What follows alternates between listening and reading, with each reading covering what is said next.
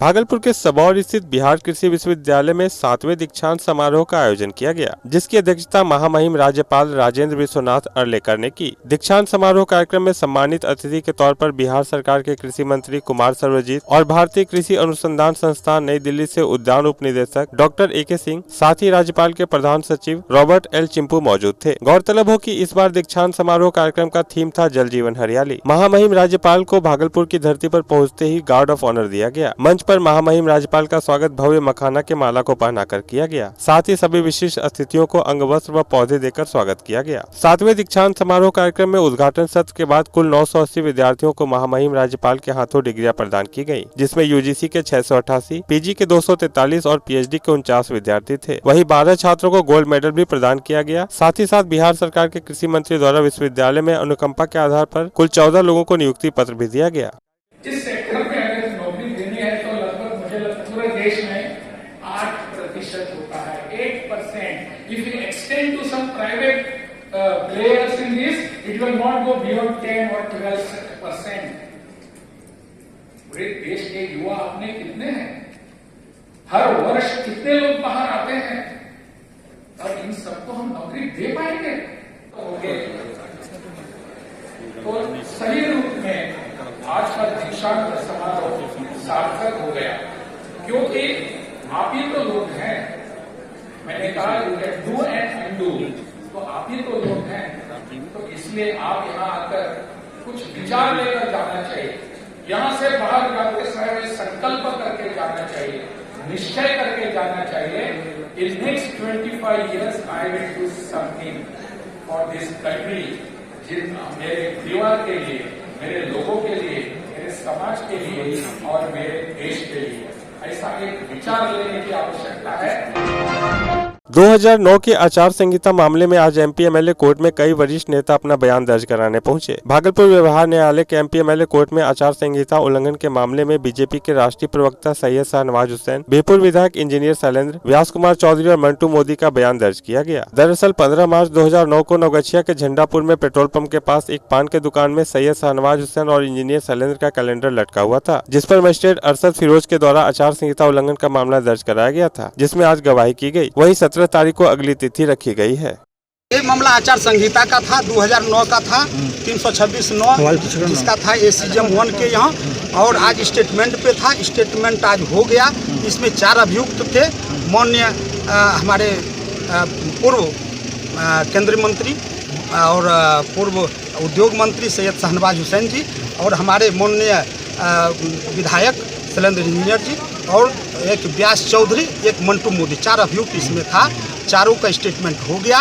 17 पे इसको जजमेंट पे रखा गया है।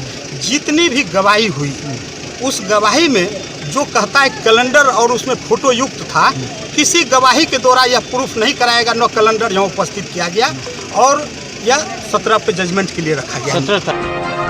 भागलपुर में यदि आपने अब सिग्नल तोड़ा तो ऑटोमेटिक चालान कट जाएगा। Red light jumping, triple riding, बिना हेलमेट गाड़ी चलाने जैसे ट्रैफिक नियमों के उल्लंघन पर अब आप बच नहीं पाएंगे। चालान कटने के 3 मिनट के अंदर आपके मोबाइल पर इसका मैसेज आ जाएगा। स्मार्ट सिटी के तहत शहर के विभिन्न चौराहों पर अत्याधुनिक CCTV कैमरा लगाने का कार्य शुरू कर दिया गया है। यातायात के नियमों के इस नए स्वरूप से अपराध नियंत्रण में भी मदद मिलेगी। शहर के 16 ट्रैफिक सिग्नल प्वाइंट पर 256 कैमरे लगाए जाएंगे, जिनमें अभी तक 100 से अधिक कैमरे इंस्टॉल किए जा चुके हैं। ये कैमरे 6 मीटर से 100 मीटर तक का फोटो और वीडियो रिकॉर्ड कर सकेंगे। इस प्रोजेक्ट पर 235 करोड़ रुपए स्मार्ट सिटी योजना के तहत खर्च हो रहे हैं। कई सिग्नल जो ट्रायल पर चल रहे हैं उन्हें जल्द शुरू कराया जाएगा। Integrated command and control centre का काम तेज गति से चल रहा है। यहीं से पूरे शहर में लगे कैमरों को नियंत्रित किया जाएगा। यह नई व्यवस्था जून के अंतिम सप्ताह से सुचारू रूप से लागू हो जाएगी। जिलाधिकारी सुब्रत सिंह ने बताया कि ICCC भवन का काम चल रहा है। अगले 2 महीने में शहर में बड़ी संख्या में CCTV कैमरे लगने हैं, जिनमें एडवांस फैसिलिटी है। ट्रैफिक के साथ साथ विधि व्यवस्था में इससे सहूलियत मिलेगी। 2 महीने के अंदर ये व्यवस्था प्रारंभ हो जाएगी।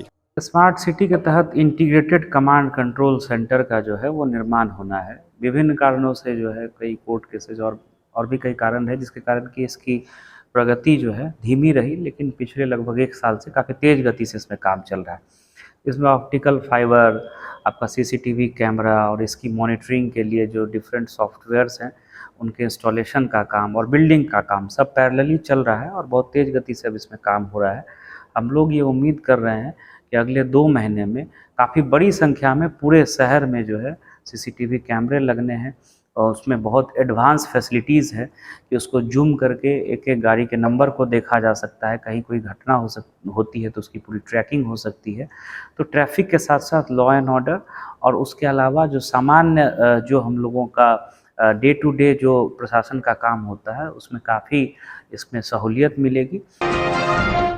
भागलपुर के ततारपुर थाना क्षेत्र के लालकोठी मोहल्ले में जल नल योजना का काम कर रहे संजू सिंह के गोदाम में अचानक आग लग गई। देखते ही देखते आग ने यहां रखी प्लास्टिक की सैकड़ों डस्टबिन को अपने आगोश में ले लिया। वहीं यहां पर रखे सारे ब्रेंच और डेस्क भी पूरी तरह से जलकर राख हो गए। आग को देखकर आसपास के लोगों ने आग पर काबू पाने का काफी प्रयास किया, लेकिन आग तेजी के साथ फैलती गई और पूरे गोदाम को कुछ ही देर में राख में तब्दील कर दिया। वहीं आसपास के लोगों का कहना है कि कल कुछ चोर यहां पर चोरी कर रहे थे, जिनमें से एक को पकड़कर लोग थाने ले गए थे, लेकिन थाने ने समझा बुझाकर मामले को दर्ज नहीं किया और चोर को थाने से ही छोड़ दिया। आसपास के लोगों को शक है कि कल पकड़ाए हुए चोर के द्वारा ही आग लगाया गया होगा। वहीं अभी आग लगने का स्पष्ट कारण पता नहीं चल पाया है। घंटों की मशक्कत के बाद अग्निशमन की गाड़ी के द्वारा आग पर काबू पाया गया।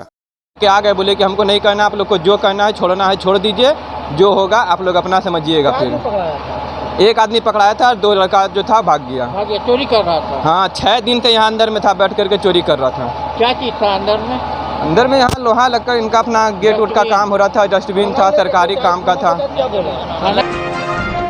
नाथनगर थाना क्षेत्र के शंकरपुर गांव में अचानक आग लग गई। आग तेजी के साथ पूरे गांव में फैल गई, जिससे गांव के दर्जन भर से ज्यादा घर जलकर राख हो गए। वहीं घरों में रखा सामान भी पूरी तरीके से जल गया। अनाज, कागजात, रुपये, ट्रैक्टर सहित लोगों का सारा आशियाना जलकर थोड़ी ही देर में खाक हो गया। दमकल की 3 गाड़ियां पहुंचकर काफी मशक्कत के बाद आग पर काबू पाई। आग लगने की इस घटना में लाखों का नुकसान हुआ। एक ग्रामीण महिला का कहना था कि मैंने अपने जीवन की सारी पूंजी बेटी की शादी के लिए जमा कर रखा था, जिसमें कुछ नगद रुपए और कुछ जेवर थे। मेरी नजरों के सामने सब धू धू कर जलकर राख हो गए। अब कैसे अपनी बेटी की शादी रचाऊंगी?